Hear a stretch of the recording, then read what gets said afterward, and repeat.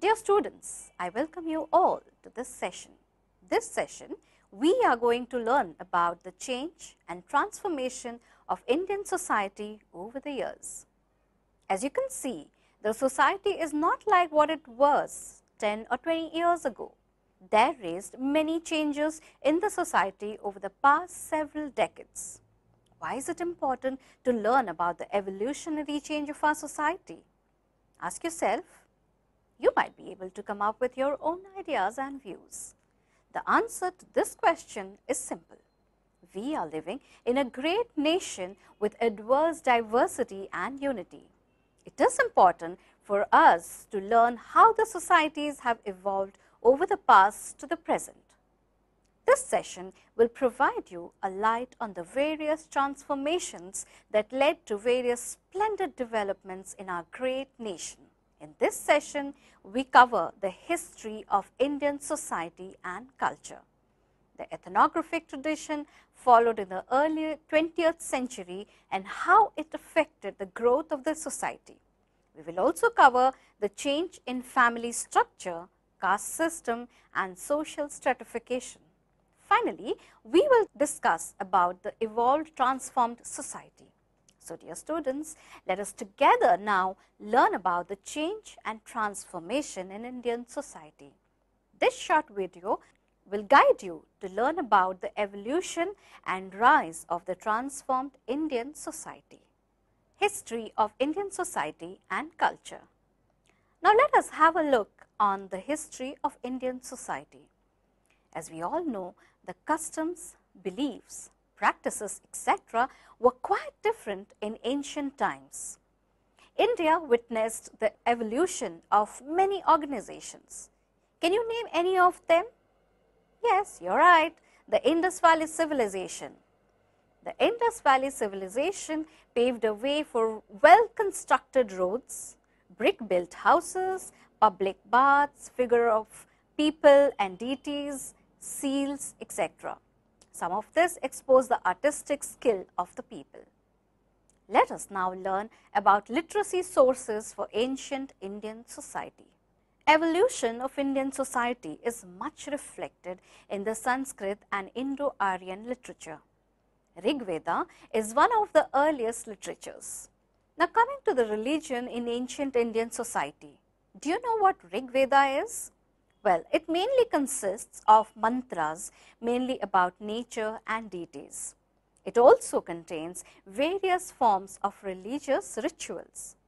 Many of these Vedas was used to prolong life, heal diseases and face off evils, counteract venom attack and to cause bad for others.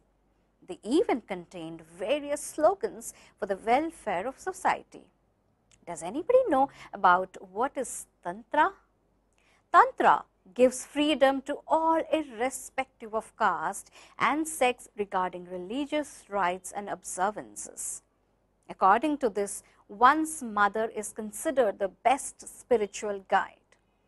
This even eradicated caste system to a small extent.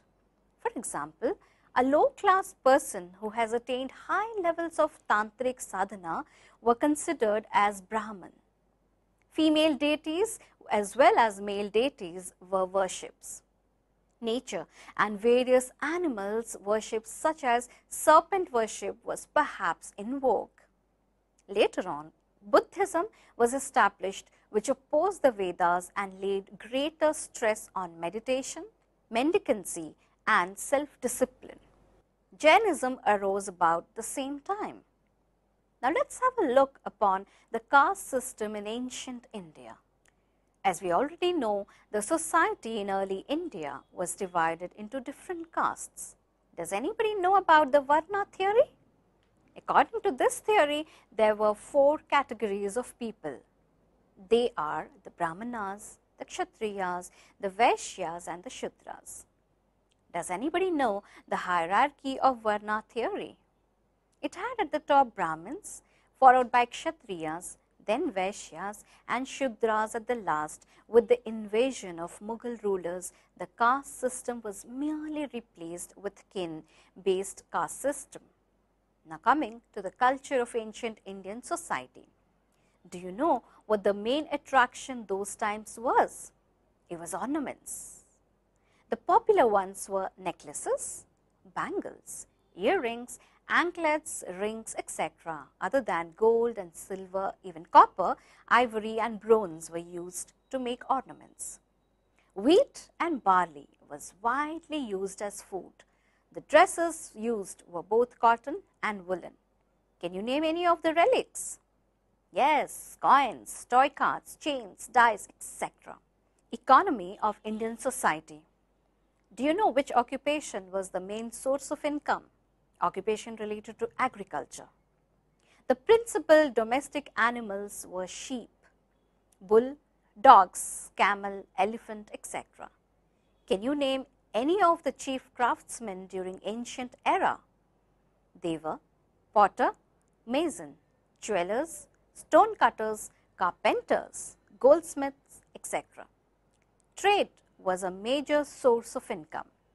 The main items of import were precious stones, tin and copper. Early 20th century ethnographic tradition. Coming to the second topic in our session today. Do you know what the term ethnography means? Well, ethnography is a means to represent graphically and in writing the culture of people.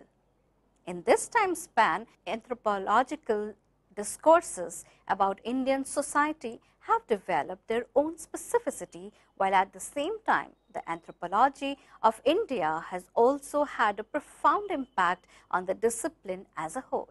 As well known, the cultures of Northeast India are already facing tremendous challenges from education and modernization.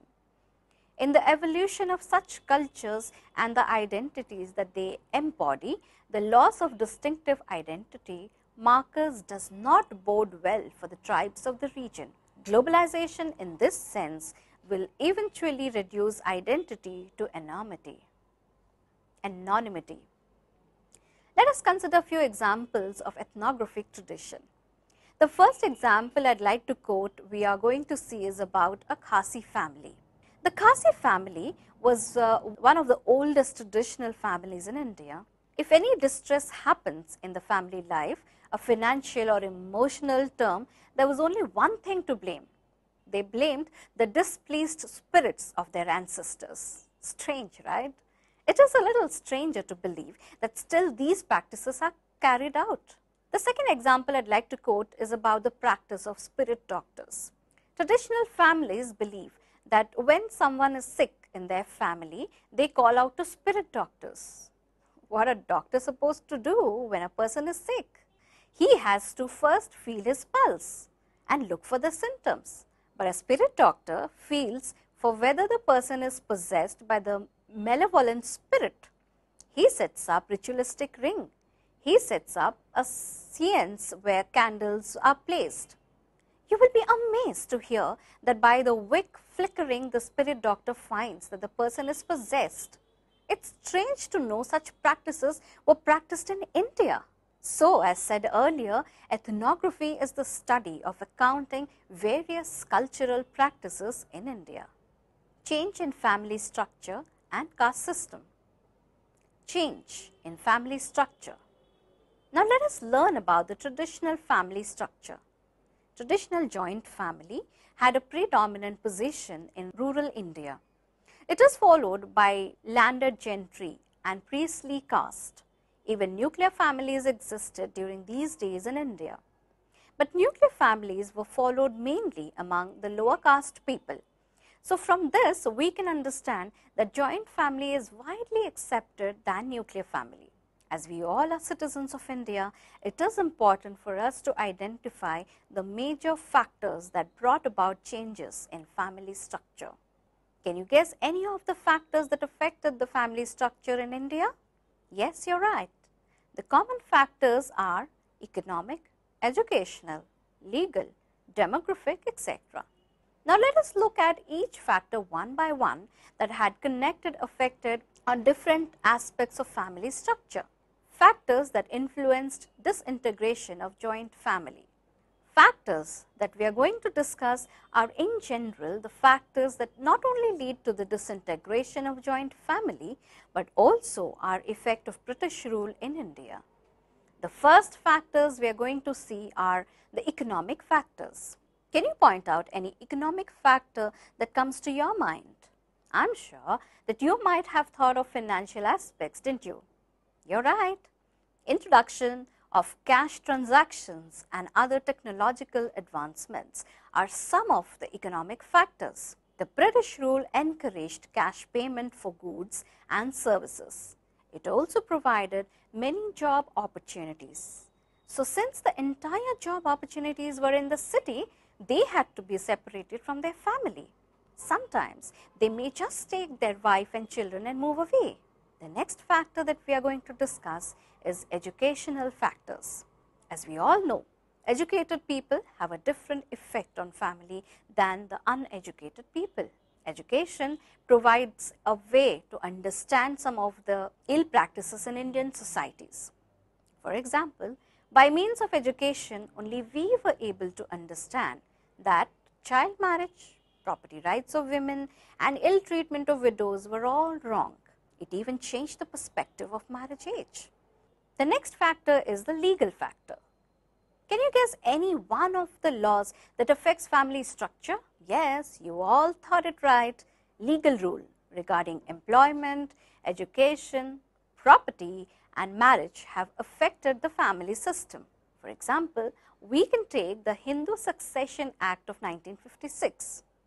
Do you know what this act suggests? According to this act, both son and daughter have equal rights to father's property. This changed the inheritance patterns. The final factor that we are going to see is urbanization. This process widely affected the family structure. We all know how urbanization has affected the family structure. It resulted in movement of certain members of the family to the cities in search of a job and other factors. What effects does urbanization have on families in villages? The other main factors are opportunities for higher education, heightened vision, increased occupational mobility, growing sense of individuality. Now let us learn about changes in caste system. We know that in spite of varied forces, caste has adapted a new custom and remains significant in India. Let's have a look on the changes that have come under the caste system. Well, do you know at least one of the changes in the caste system? Have you ever heard of the term untouchability? Yes, the act of untouchability has been abolished legally and has been declared as a crime. The major changes have come about as the structural level of caste system. Let us examine the various changes. The first one is from a closed system to an open system. Do you know what the major impact on caste system? The impact of British rule. Let us now take a look on what is closed system and what is open system. A closed system is the one in which elements like class, power and caste are combined together. On the contrary, an open system is the one which the caste, class and power is dispersed with inequality. This system has more advantages open for lower classes and castes in terms of economic enterprise, employment, politics, education, etc. A point to be noticed here is that no system can be either fully closed or fully open. So, how can we say about change in caste? The major change in caste is the factor of modernization by the British. Another important change is the adoption of democracy, which gives all citizens equal justice, equality, liberty, etc. All the modern organization is at least formally free of caste. It's also to be noted that eradication of caste is a distant reality despite the indications to the country. Social stratification change. Let's ask a question to ourselves. What is social stratification? In simple English terms, it is the process of differential ranking where a society is divided into segments, and these segments are hierarchically ranked. Every society faces the tedious task of placing its members into various roles that are necessary for the society to withstand. These roles must be fulfilled with as little rivalry and commotion as possible. There must be people willing to perform roles with little status. As we all know, in your community there are people who are doctors, lawyers and teachers. Others collect trash, direct traffic, put out fires, but each profession has its own dignity. For example, consider roles as a deck of cards. You and I will be dealt number of role cards in our lifetime. In fact, we are playing several roles at any given time. Right now, you have been given a student role card to play, but you also have other role cards in your hand, such as a friend, a son or a daughter, a basketball player, etc. Many of your role cards came as a result of your birth, age or gender. Other cards you have earned, such as a student or sports person. In India, caste is a set or role card and the most important one. Once caste is fixed, that is, children inherit the status and functions of their parents. At birth, Indians are given their caste card. Our parents, relatives, teachers and friends tell us that what we make of our lives depends on us, and many of us think all societies should play by the same rules. But it is important to remember that there is no society where individuality is the sole benchmark for status. A person of very low caste, such as a sweeper, may get a good job that has nothing to do with the kind of work he does. With this wealth, the sweeper may build a fancy house, educate his children who then become doctors and other high recognized jobs. In India, castes are ranked. Caste members in a specific geographical area can identify those castes above and beneath them. Roles associated with the head, such as talking, teaching, thinking and learning, are considered pure. Brahmins at the top of the purity scale were scholars. Untouchables were at the bottom of the scale, collected garbage, skinned animals, cleared away human waste, cut hair and washed clothes. As you all know, there is also a range of pure and impure foods. Vegetables and grains are considered purer than meat and eggs. Fish is the purest of the non-vegetarian foods, followed by chicken, goats, pork and water buffalo. Sweet pastries, fried in a deep fat, are among the most widely acceptable foods from any caste. By observing how food is prepared and with whom it is shared, one can begin to determine the ranking on a purity pollution scale of the caste groups involved. Well, all of these have changed throughout the years and a new evolved society emerges. Transformed society. Now let us learn about the evolved transformed society. Every society has its own structure, but it changes whenever new forces of change emerge. Same is the case of Indian society and culture. As we all know that India is an agriculture-oriented country and 3/4 of her population is engaged in agriculture. It determines India's social organization and institutional unit. Besides, on account of historical reason, Indian society has a diversified cultural pattern. Further, in spite of this diversity, there exists unity among all cultural patterns. This unified form is known as the Indian culture. But by the early part of the 20th century, Indian society and culture has experienced decisive transformation as an impact of the modern social forces. On the event of the British conquest, Indian society was composed of a number of villages. Each village was independent and the sufficient social life was governed by caste and community rules. As we have already learned, the introduction of modern means of transport and communication dissolved economic competency of Indian villages.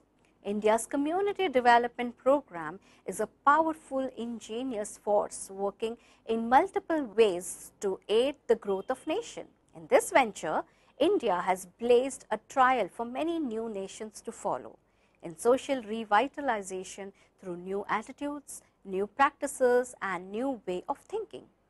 A planned change has been directed. Change in family structure.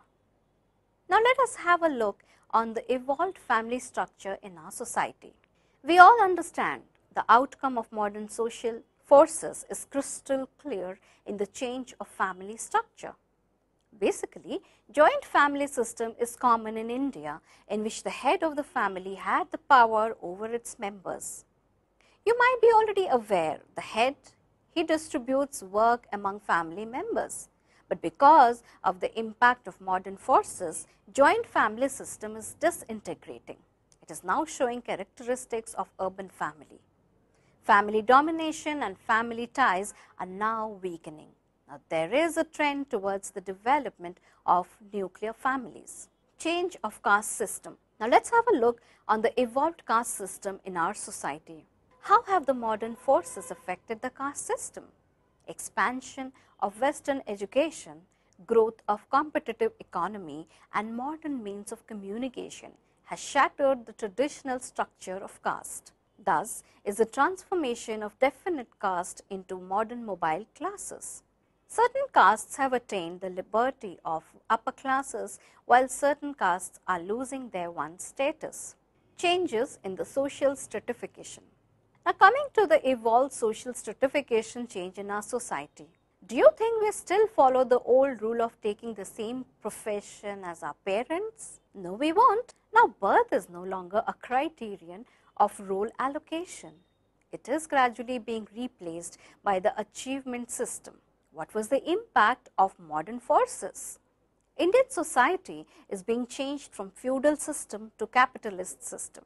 Another transformation in the new society is increasing mobility. In India, caste system prevails the mobility of the people from one occupation to another. But the new class system has encouraged social mobility. Further, legal compulsion has also encouraged social mobility and social change. In the beginning of this session, we have seen about the history of Indian society and culture. We have outlined the religious, economic, literary and cultural aspects. We briefly had a look on what is history of Indian society was. In the second topic of this session, we had seen about the ethnographic tradition in India. Ethnographic tradition stated the various cultural practices that prevailed in the early 20th century. We had also seen few examples of various ethnographic studies of cultural practices. The third topic of our session was the change in family structure and caste system. We had outlined the factors that changed the concept of joint family to a nuclear one. Then we saw about the changes that forced the transformation of the caste system. The fourth topic that we covered was about social stratification. We learned about various roles played by people in their lives and how in each course of life our role changes. The last topic of our session is the evolved transformed society. We had outlined how the society has evolved during the past few decades. We had briefly seen how the present society has come into place. Hope this session has brought to you a clear picture about change and transformation in Indian society and hope you have had an interesting session.